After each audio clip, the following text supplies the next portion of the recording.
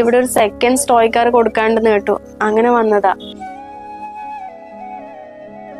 അത് ഞാൻ ഈ കോളനിയിലെ വാട്സപ്പ് ഗ്രൂപ്പിൽ ഇട്ടല്ലോ. നിങ്ങളോട് ആര് പറഞ്ഞ?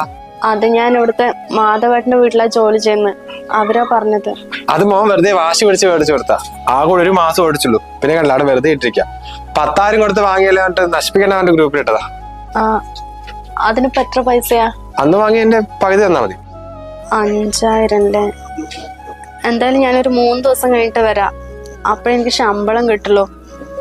അതുവരെ ആർക്കും കൊടുക്കല്ലേ. മോൻ കൊറേ ആയി പറയുന്നു ഇതുപോലത്തെ ഒരെണ്ണം വാങ്ങിച്ചു തരാൻ. എന്തായാലും പുതിയത് വാങ്ങാൻ എന്നെ കൊണ്ടാവില്ല. ഞാൻ 3 ദിവസം കഴിഞ്ഞിട്ട് വരാം. ആർക്കും കൊടുക്കല്ലേ. അതെ, ഒരു ഓട്ടോറിക്ഷ എടുത്തിട്ട് അതിപ്പോ തന്നെ കൊണ്ടുപോയിക്കോട്ടോ. വേണ്ട, എന്റെ ശമ്പളം കിട്ടിയെങ്കിൽ 3 ദിവസം കഴിയും.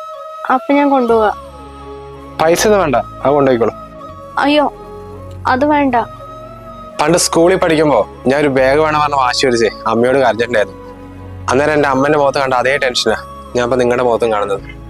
അത് ഞാൻ എടുത്ത് പുറത്ത് വെക്കാം. എപ്പോ വേണം ഒന്ന് കൊണ്ടുപോയിക്കോളൂ.